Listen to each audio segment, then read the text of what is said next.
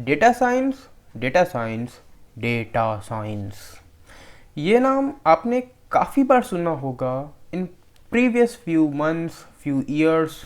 अगर आप एक आईटी फर्म से बिलोंग करते हो या फिर आप आईटी सेक्टर में जॉब पाना चाहते हो या फिर what ever is your reason, ये हम लोग का कंसर्न नहीं है। कंसर्न ये है कि आप जो इतना डेटा साइंस कर रहे हो, क्या आपको मालूम है डेटा साइंस होता क्या है, या फिर डेटा साइंस किस खेत की मूली है, डेटा साइंस किस चिड़िया का नाम है, और ये डेटा साइंस का यूज़ क्या है। क्या हम लोग इसको रियल लाइफ या फिर डे टू डे बेसिस पे यूज़ करते हैं, हम लोग यूज़ करते हैं या फिर कंपनीज यूज़ करती है। अगर करती भी है तो इसका यूसेज क्या है, और जो हम लोग इतना डेटा साइंस कर रहे हैं, क्या इसका स्कोप है इंडिया में फ्यूचर में। अगर आपके मन में भी ये सब ख्याल आ रहा है तो कोई चिंता की बात नहीं है, क्योंकि मैं आ गया हूँ इन सब के आंसर्स को लेके। तो बिना वक्त ज़ाया करिए चलिए शुरू करते हैं। तो hello guys and welcome to my channel. मेरा नाम है सिद्धार्थ जायसवाल और आज के वीडियो में हम लोग यही डिस्कस करने वाले हैं कि ये डेटा साइंस होता क्या है, इसका रियल लाइफ में यूसेस क्या है और इसका स्कोप क्या है इंडिया में।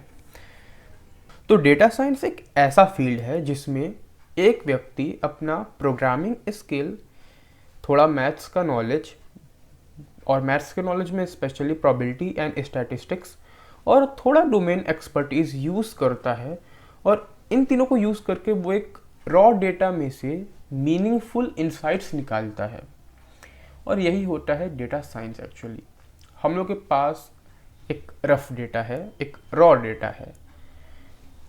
डेटा साइंस क्या करता है, ये उस रॉ डेटा को लेता है और आउटपुट में उस रॉ डेटा का मीनिंगफुल इंसाइट क्या है ये देता है।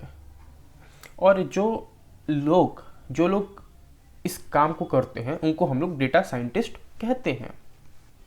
खैर, ये तो मैंने एक डिफाइन किया, डेफिनेशन दिया, लेकिन आपको और अच्छे से एक्सप्लेन करने के लिए let's take an example. Let's say आपके पास एक प्रोडक्ट है और साथ ही में आपके पास एक रॉ डेटा है 200 लोगों का। उस डेटा में ऑफ कोर्स उन सब का नेम दिया है, मोबाइल नंबर, एड्रेस, थोड़ा बहुत उन लोग के बारे में दिया है उस डेटा में। तो अब अगर आपको अपना प्रोडक्ट इन 200 लोगों को बेचना है तो आपके पास कुछ बहुत सारे रास्ते हो सकते हैं, लेकिन मैं 2 रास्ता लेके चलता हूँ अकॉर्डिंग टू उस डेटा के। आप ये कर सकते हो कि आपके पास 200 लोगों का डिटेल है, डेटा है। आप क्या करो, पहले डेटा पे जाओ, उसका नाम, एड्रेस देखो, उसके पास जाओ और उसको अपने प्रोडक्ट के बारे में बताओ मेरा प्रोडक्ट ये है, मेरा प्रोडक्ट ये करता है, ये नहीं करता है, फलाना ढमकाना। उसको मनाओ ताकि वो तुम्हारा प्रोडक्ट परचेज कर ले। क्या आपको लगता है कि ये सबसे सही तरीका हो सकता है? क्या ये सही तरीका है? बहुत लोग बोल सकते हो कि हाँ ये सही तरीका है यार, तुम जाओ 1 बाई 1 सबको मनाओ और बेचो, ये करो। यहाँ पे अगर आप ये मेथड यूज़ करते हो तो आपका टाइम लॉस्ट होगा, क्योंकि आपको नहीं मालूम है कि क्या वो सामने वाला आदमी, आप उसको इतना समझा रहे हो, वो प्रोडक्ट परचेज करेगा। एनर्जी वेस्ट होगा, साथ ही में सेल्स का कोई चांस नहीं है, मे बी हो मे बी ना हो। So we can say sales percentage is somewhat low. Now अब हम लोग अपने सेकंड मेथड पे चलते हैं। सेकंड मेथड में हम लोग क्या करते हैं ना, जो हम लोग के पास डेटा है ना उसका यूज़ करते हैं। हम लोग उस रॉ डेटा से थोड़े उसको क्लीन करके उससे अगर हम लोग मीनिंगफुल इंसाइट निकाल लें तो लेट से जो वो 200 लोग हैं, उन 200 में से अगर हम लोग बहुत सारा मीनिंगफुल इंसाइट निकालेंगे, देखेंगे, तो मे भी हम लोग कह सकते हैं कि इस 200 लोग में से लेट से 20 लोग ऐसे हैं जो कि पोटेंशियल कस्टमर है। पोटेंशियल कस्टमर मतलब इन लोग का लेने का चांस थोड़ा सा ज़्यादा है।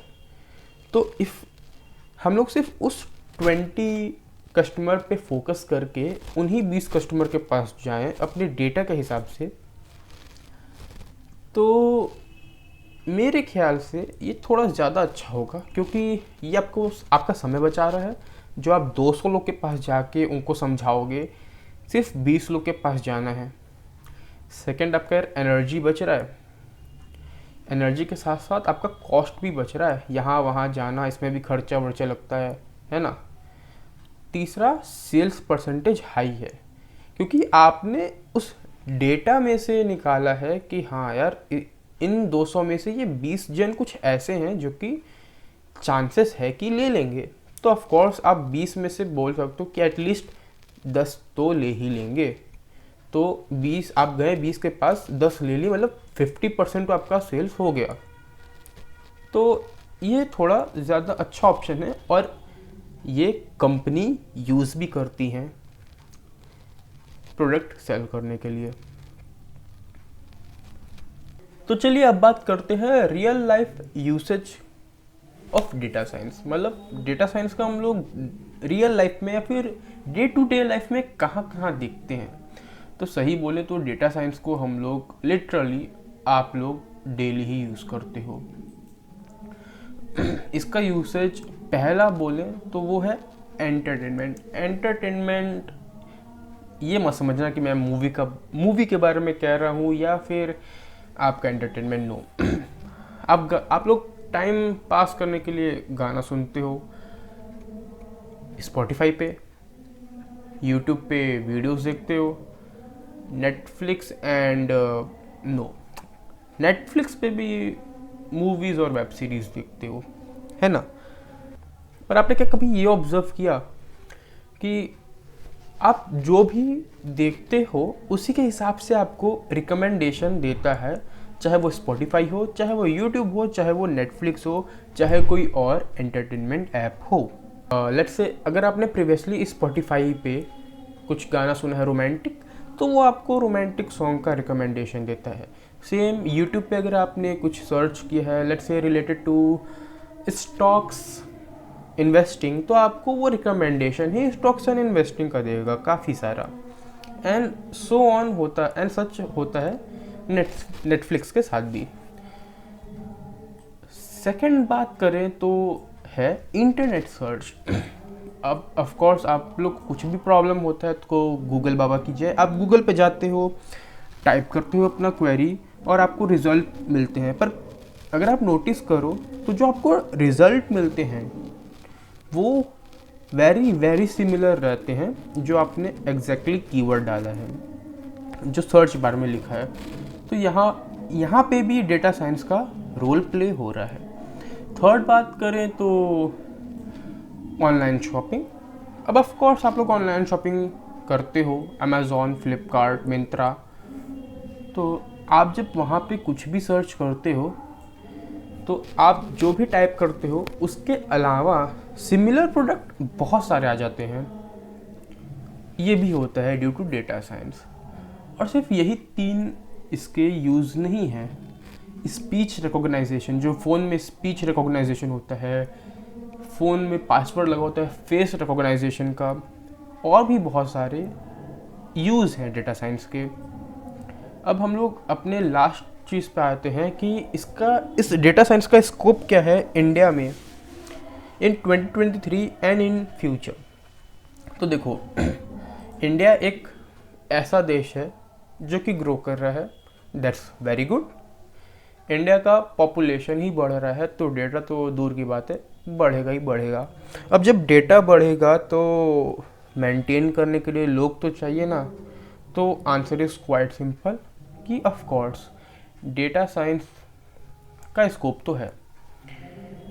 और आपने ये लाइन सुना भी होगा कि किसी इकोनॉमिस्ट ने कहा था कि the new resource is not oil, it's data.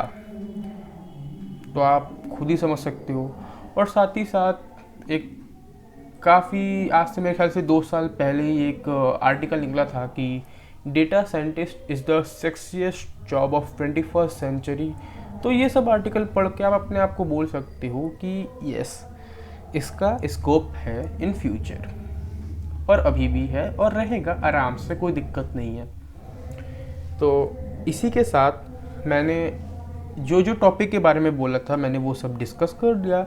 I hope so कि मैं अपने बातों में क्लियर रहा होऊंगा और इस वीडियो के थ्रू आपको कुछ इन्फॉर्मेशन दे पाया होऊंगा। तो अगर आपको कोई भी क्वेरी है रिगार्डिंग डेटा साइंस तो प्लीज़ आप कमेंट करिए, मैं उस कमेंट को पढ़ूंगा, मेरे को समझ में आएगा तो मैं आपको ऑब्वियसली रिप्लाई दूंगा, और मे भी हो सकता है मैं उस पर वीडियो ही बना दूँ डायरेक्ट। और अगर अब आप लोग यहाँ तक आए हो तो थैंक यू वीडियो कंप्लीट देखने के लिए। जाते जाते बस मैं यही बोलूँगा कि अगर वीडियो अच्छा लगा तो लाइक दबा देना, बुरा लगा तो डिसलाइक दबा ही देना, क्या कर सकते हैं। इन्फॉर्मेशन अच्छा लगा, लग रहा है कि शेयर करने लायक है तो प्लीज़ शेयर कर देना और सब्सक्राइब भी कर ही देना। And thanks for watching. इसी के साथ मैं आपसे लेता हूँ अलविदा, मिलते हैं नेक्स्ट वीडियो में, तब तक के लिए बाय बाय।